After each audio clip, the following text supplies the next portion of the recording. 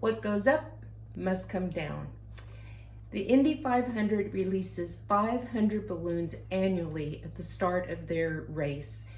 And I'm here to let you know that releasing balloons, whether it's celebratory, decorations, remembrance, whatever special occasion, is bad for the environment on many levels.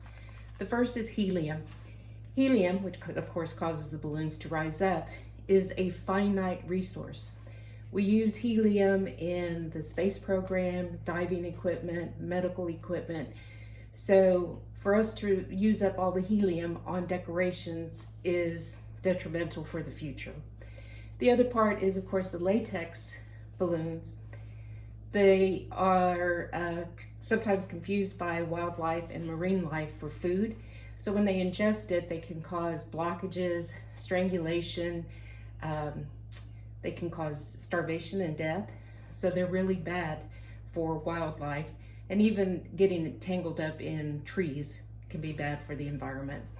Birds and turtles are especially impacted by this, especially the turtles, because they see the colorful latex and the mylar balloons as jellyfish, which is their food of choice. And when they ingest it, it leads to all of those health problems that I just stated. Birds, they are more prone to having problems with pieces of latex and balloons than they are actually hard plastic. So, and even hard plastic encompasses the biggest portion of plastic pollution in the world. The Oceanic Conservatory does an annual cleanup, and they estimate that they find over 31,000 balloons in their annual cleanups. And that doesn't include any that are found or that may be potentially out there on remote islands that people may not even know about. The other aspect, of course, is pollution in and of itself. It's a problem across the board, but it is really impactful on the beaches. Now, one thing that you may not be aware of is that mylar balloons create power outages. There is no ongoing research, but of the reporting power plants, it's approximated about 16 to 20% of power outages are caused by mylar balloons, getting caught up in electrical components, and of course mylar conducts electricity.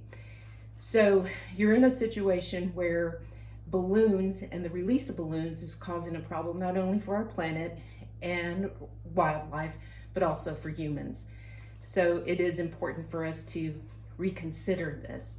Now, the National Weather Service does release balloons daily, but they only get 20% of those back. Indy 500 and Weather Service indicate that their balloons are biodegradable, but that doesn't mean that they're harmless. These are situations where they do need to be looked at, especially it's something preventable. And if you have any other questions about balloon release, visit the website Balloons Blow, Don't Let Them Go.